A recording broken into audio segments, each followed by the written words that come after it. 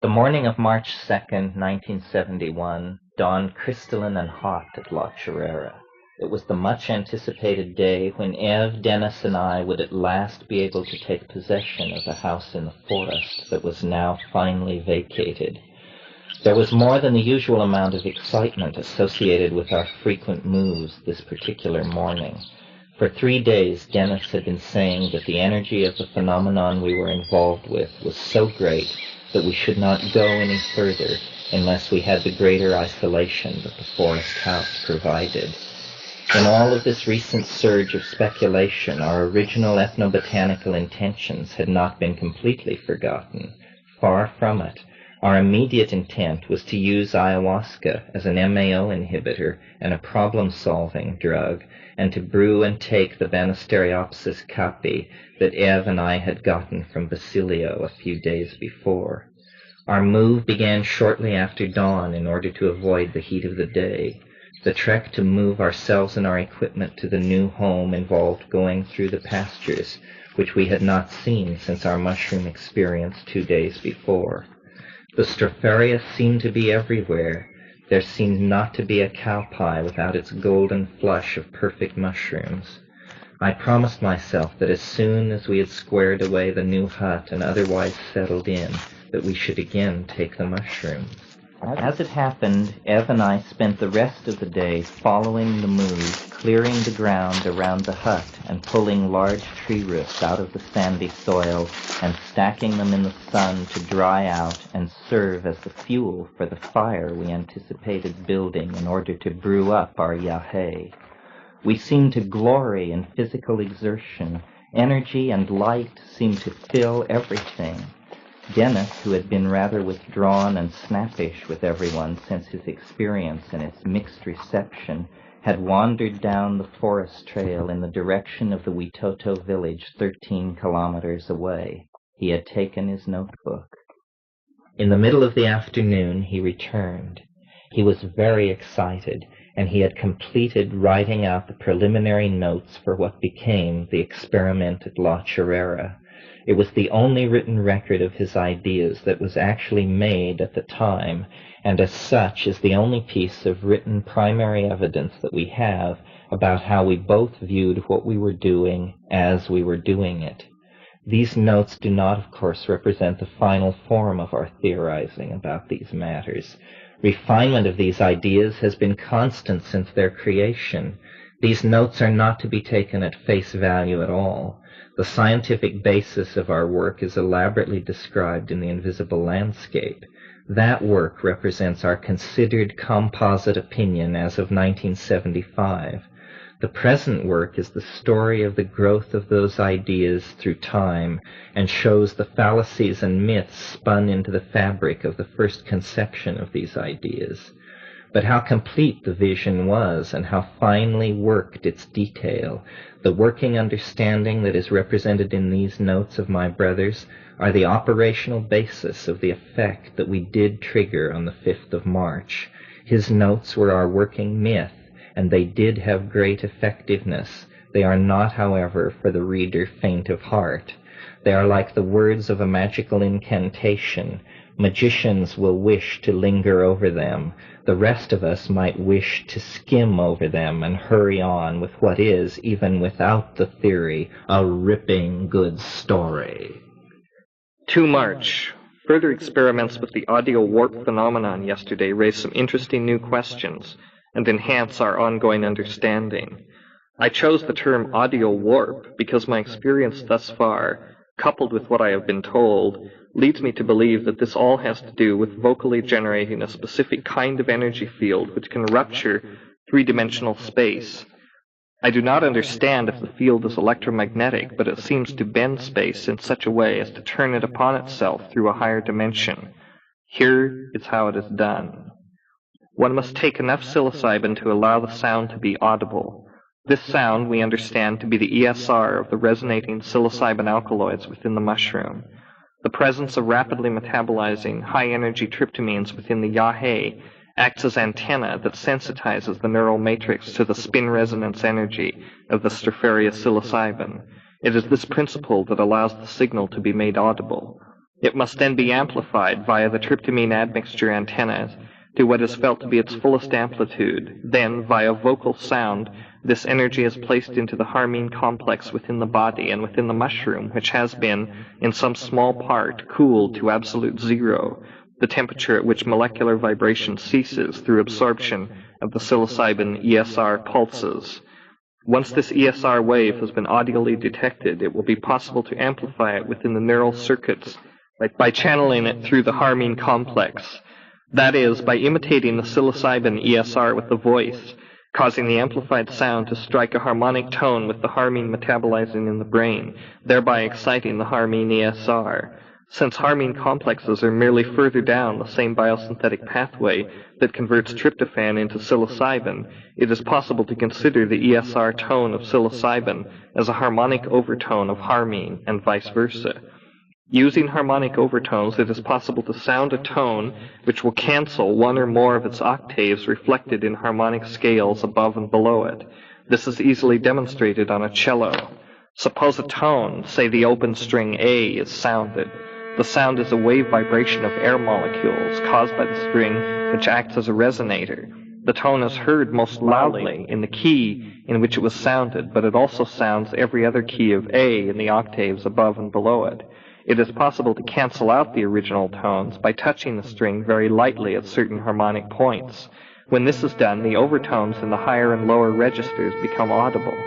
If one understands the theory of harmonic resonators well enough, one can determine which overtones will be resonated if certain points on the string are touched.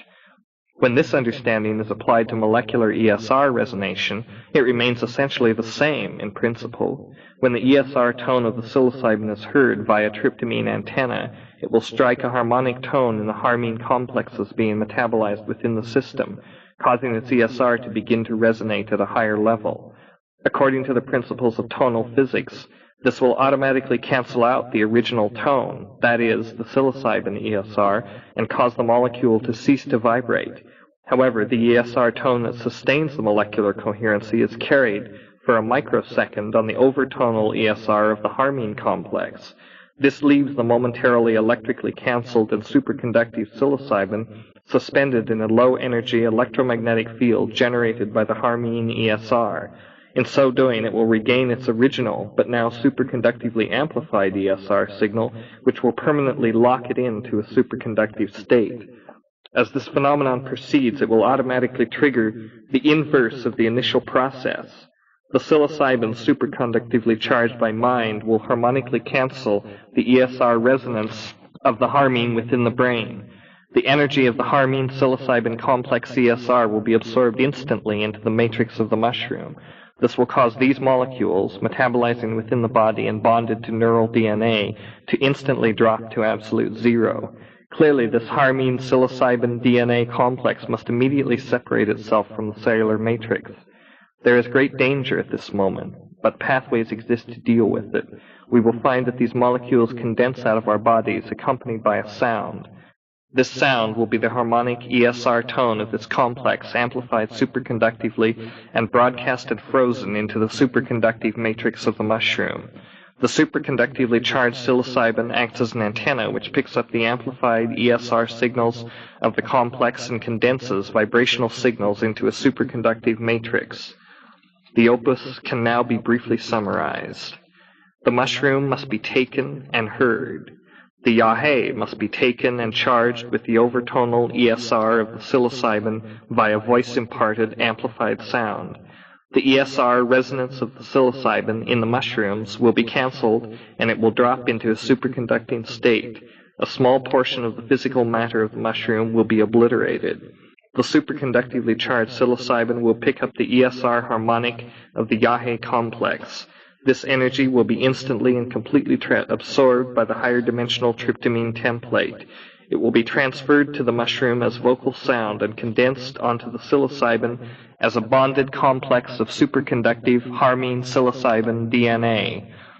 The result will be a molecular aggregate of hyperdimensional superconducting matter that receives and sends messages transmitted by thought, that stores and retrieves information in a holographic fashion in neural DNA, and that depends on superconductive harmine as a transducer energy source.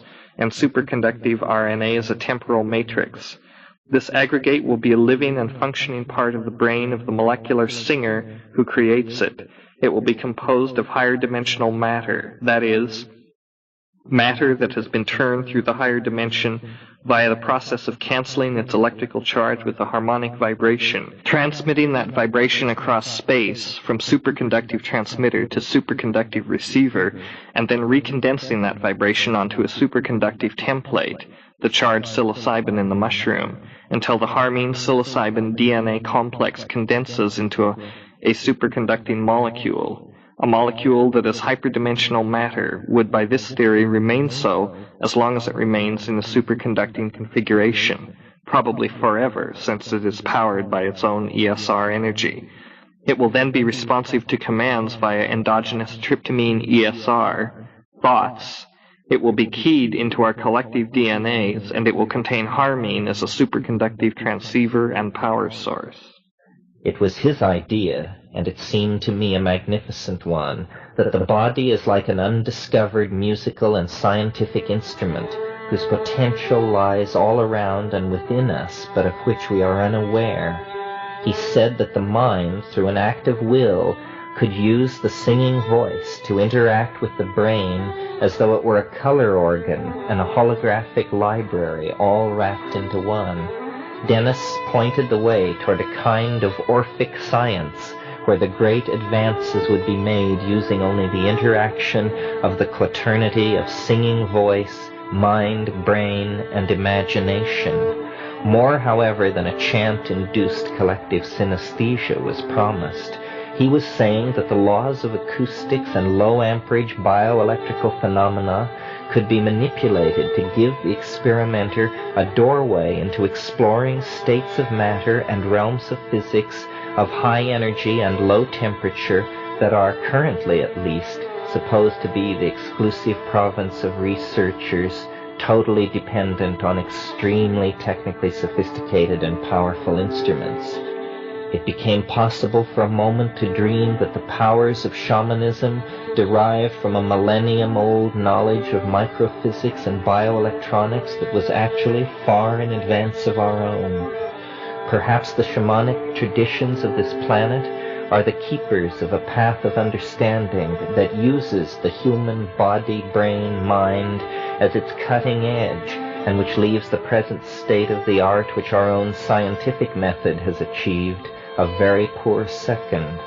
This is really an old idea, the siren song of Pythagoras, that the mind is more powerful than any imaginable particle accelerator, more sensitive than the most powerful radio or optical telescope, more powerful in its grasp of information than any computer, that the human body, its organs, its voice, its power of locomotion, and its imagination is a more than sufficient means to the exploration of any place, time, or energy level in the universe.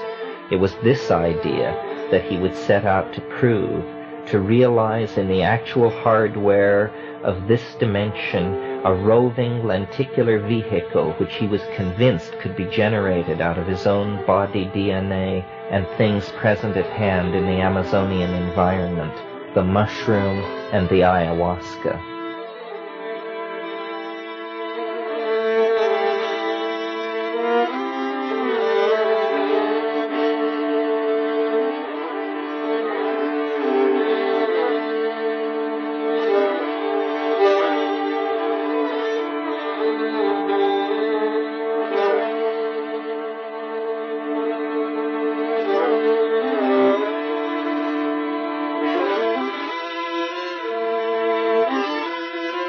Chapter 9, A Conversation Over Saucers.